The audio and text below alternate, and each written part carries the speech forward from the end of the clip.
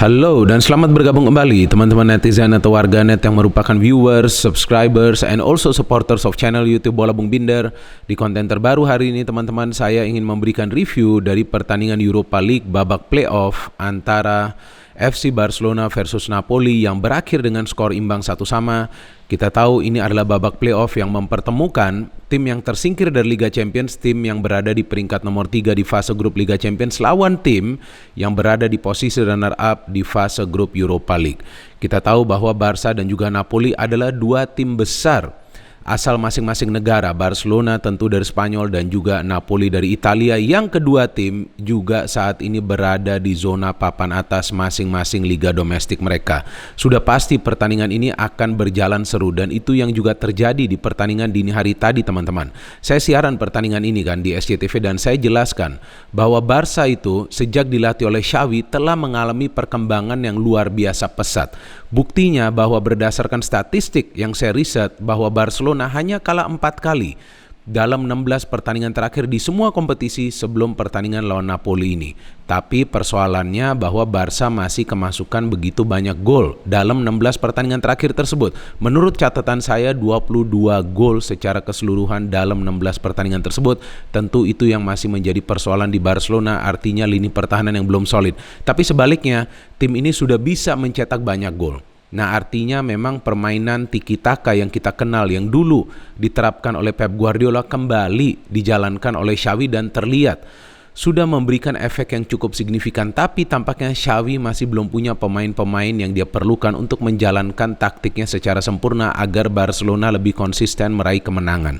Dan sebetulnya jika kita perhatikan teman-teman bahwa form Barcelona di La Liga adalah salah satu yang terbaik saat ini di antara tim-tim yang berada di papan atas La Liga juga. Karena dalam 11 pertandingan terakhir La Liga, jika saya tidak salah, jika saya salah silakan kalian koreksi, Barca itu hanya kalah 1 kali lawan Real Betis.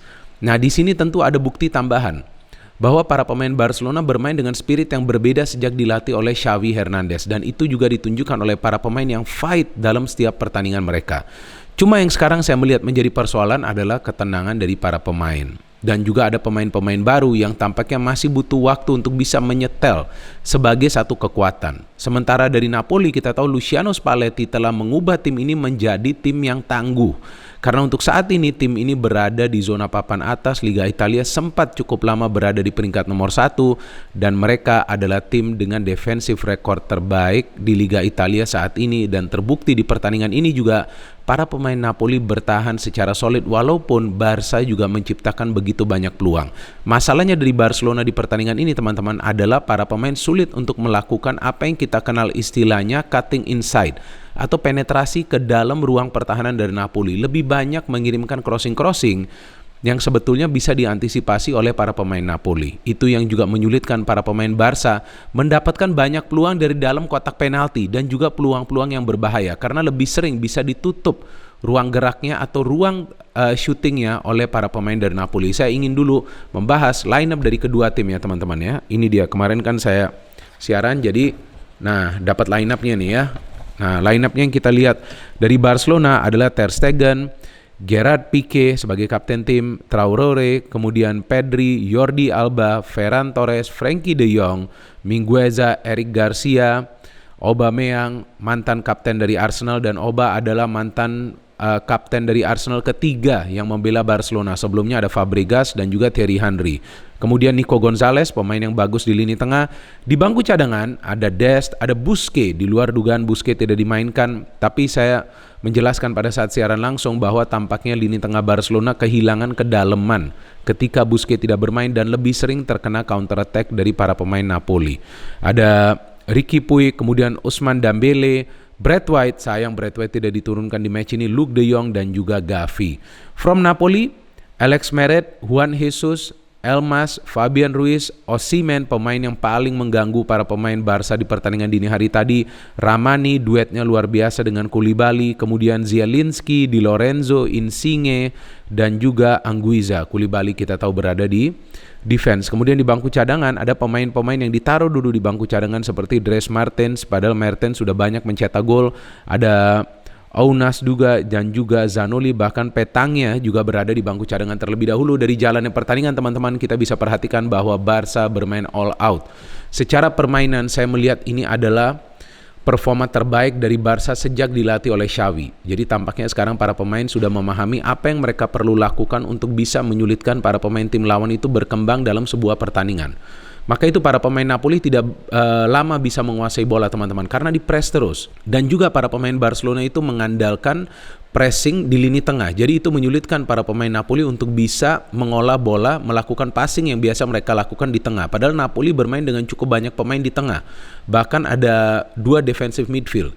Tapi mereka di-press terus. Sayangnya dari para pemain Barca, tampaknya ini pola serangannya sudah bisa dibaca oleh para pemain Napoli, karena setiap kali para pemain Barca itu mendapatkan bola di tengah, pasti bola itu diberikan ke salah satu sektor sayap.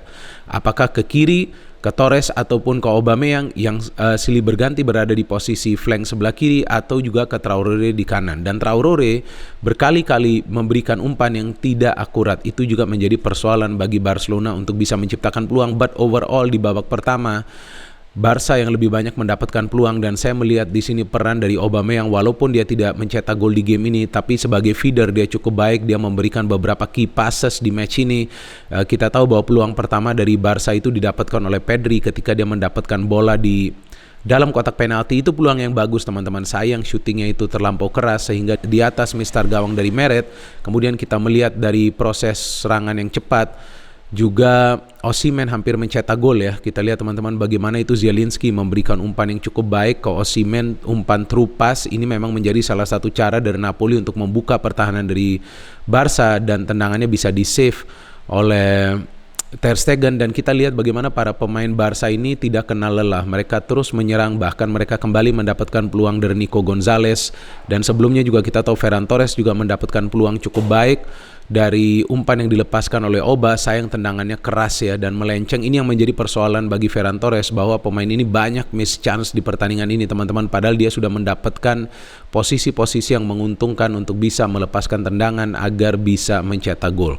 And finally Napoli can score a goal dengan proses serangan cepat yang mereka bangun, dan di sini kembali terlihat ya buktinya bahwa defense dari Barca yang lemah karena tidak ada pemain yang mengawal pergerakan dari Zielinski, sehingga ketika Elmas memberikan umpan, Zielinski tidak terkawal, dia bisa melepaskan tendangan, dan sayangnya tidak ada pemain lain dari Barca yang cepat bereaksi ketika tendangannya itu sebetulnya sudah berhasil diblok oleh Ter Stegen, dan dia bisa mencetak gol menyamakan kedudukan. Nah di babak kedua kemudian saya juga menunggu apakah akan ada pergantian pemain yang dilakukan oleh Xavi ya, dan pada saat siaran langsung saya juga menjelaskan sepertinya lini tengah yang menjadi persoalan untuk Barca karena para pemain sering terlambat untuk turun ke posisi semula mereka, dan ternyata itu yang dilakukan pada saat memang kita lihat bagaimana para pemain Barca bermain lebih solid lagi di tengah dengan lebih cepat ya melakukan cover up, maka lebih sulit lagi bagi para pemain Napoli untuk merancang serangan balik. And then saya tidak menyangka bahwa itu adalah tendangan penalti, karena secara kasat mata kita tidak melihat bahwa bola yang dilepaskan oleh Traoré itu terkena jari-jari dari Juan Jesus. Kalau saya melihatnya sih terkena jari-jari. Ternyata ada call dari ruang VAR dan wasit disuruh lihat monitor, dan ternyata wasit juga memutuskan bahwa itu handsball, dan Ferran Torres mendapatkan kesempatan untuk menyamakan kedudukan. Tendangan penalti ala Bruno Fernandes dari Manchester United berhasil menyamakan kedudukan. Setelah itu baru ada begitu banyak pergantian pemain yang dilakukan oleh Xavi. Gavi masuk, kemudian Dembele masuk. Saya bingung kenapa Dembele masuk ya, karena Traoré bermainnya sebetulnya cukup baik, dan karena Traoré lah ada penalti untuk Barca. Tapi sepertinya Xavi ingin pemain yang lebih banyak melakukan apa yang tadi saya katakan, cutting inside, penetrasi ke dalam ruang pertahanan dari Napoli dan melepaskan tendangan. And Frenkie de Jong ditarik keluar, Busquets masuk. Dengan Busquets masuk, saya melihat aliran bola dari Barca lebih rapi lagi, dan Barca lebih banyak menciptakan peluang teman-teman. 15 menit terakhir jalannya pertandingan itu sebetulnya menurut saya itu adalah milik dari Barcelona. Memang Napoli ada mendapatkan peluang, tapi saya tidak melihat ada banyak peluang yang bisa mereka dapatkan kecuali dari Dries Mertens, tapi sisanya peluang milik dari Barcelona. Lagi-lagi Ferran Torres adalah pemain yang banyak membuang-buang peluang. Dia mendapatkan peluang yang luar biasa. Menit ke-87 itu kalau tidak salah ada sontekan dari Pedri, sayang sekali tendangannya jauh melayang di atas mistar gawang, dan Luuk de Jong yang masuk menggantikan Aubameyang juga mendapatkan peluang. Tendangan salto luar biasa ini upaya ya dari Luuk de Jong untuk mencetak gol, dan dia memang adalah pemain yang bekerja keras dan dia adalah pemain yang efektif untuk mencetak gol ketika mendapatkan crossing yang akurat. Dari pertandingan ini yang bisa kita pelajarin bahwa para pemain Barcelona itu sebetulnya sudah menguasai jalannya pertandingan. Total mereka menguasai, teman-teman, dari catatan saya ada total 21 upaya atau percobaan dari para pemain Barca ke gawang dari Napoli, tapi hanya 5 on target. Dan sayang sekali dari 5 on target itu hanya 1 mereka berhasil mencetak gol, itu pun dari tendangan penalti. Artinya memang sekarang ada persoalan di Barcelona dari ketenangan para pemain untuk bisa mengkonversikan peluang-peluang yang mereka peroleh. Padahal mereka sudah bekerja sangat luar biasa keras, tapi yang diperlukan juga adalah efektivitas di depan mulut gawang. Berkali-kali pernah saya tegaskan bahwa bermain cantik, bermain indah, atau bermain bagus itu hanyalah bonus. Yang penting adalah bagaimana bisa memenangi pertandingan, apalagi di event seperti Europa League ataupun Champions League. Karena tim itu perlu meraih kemenangan agar mereka nanti bisa membawa keunggulan ke leg kedua. Tapi saya pikir dengan hasil draw 1-1 ini juga bukan akhir dari perjuangan Barca, karena di second leg kita tahu bahwa peluang mereka juga masih terbuka sebab aturan gol tandang kan sudah tidak berlaku lagi. Jadi it's all to fight for Barcelona di leg kedua, dan saya melihat dengan cara permainan Barca seperti ini, tim ini akan menjadi tim yang mengerikan di masa yang akan datang. Segera saya pikir ketika nanti Xavi juga bisa membeli pemain-pemain lain, ketika nanti bursa transfer musim panas dibuka, apalagi jika Barca bisa mendapatkan Erling Haaland, maka saya pikir Barca bisa kembali ke masa kejayaan mereka, karena terlihat jelas Barca kehilangan goal getter, Barca kehilangan predator yang biasa mencetak banyak gol. Sebelumnya kita tahu ada Suarez, kemudian ada Messi, tapi sekarang tampaknya sulit untuk Barca mencetak gol. Depay tidak bermain di match ini karena cedera, tapi Depay juga kita tahu tidak banyak mencetak gol di pertandingan ini. Jadi itulah menjadi persoalan bagi Barca, bahwa para pemainnya kesulitan untuk bisa mengkonversikan peluang-peluang yang mereka peroleh. Padahal secara permainan saya melihat this is the best match ever yang saya pernah nonton. Permainan dari Barca sejak dilatih oleh Xavi Hernandez, luar biasa permainannya. Mereka mengurung total Napoli, tapi sayang sekali tidak bisa mencetak gol, teman-teman. Hopefully kita melihat nanti bagaimana di second leg lawan Napoli. Tentu tidak akan mudah untuk Barcelona karena akan bermain di Italia, dan Napoli kita tahu adalah salah satu tim yang jago kandang. Mereka tentu akan keluar all out di second leg tersebut untuk meraih kemenangan, karena kita tahu skor 1-1 ini bukanlah berarti bahwa Napoli sudah unggul, karena tidak ada aturan gol tandang, dan jika 0-0 juga di second leg maka akan dilanjutkan dengan babak extra time. So it's all to play for in the second leg. Kita tunggu saja second leg nanti yang akan segera dimainkan juga, dan saya tentu akan memberikan review dari second leg tersebut jika saya nonton pertandingannya, teman-teman. Oke, kita tunggu saja nanti bagaimana perkembangan dari Barcelona. Memang di luar dugaan Barca bermain di Europa League, tapi saya pikir ya mereka juga akan all out untuk bisa mendapatkan gelar Europa League musim ini. Tim-tim besar lainnya juga sebelumnya kita tahu pernah bermain di Europa League, seperti musim lalu ada Manchester United dan juga AC Milan. Liverpool juga sebelumnya pernah bermain di Europa League. Jadi saya pikir untuk para fans Barca tetap harus semangat dan tetap dukung tim kalian, karena saya sekarang melihat sudah ada perkembangan yang luar biasa di Barcelona sejak dilatih oleh Xavi Hernandez. No hate, only football. Salam sepak bola.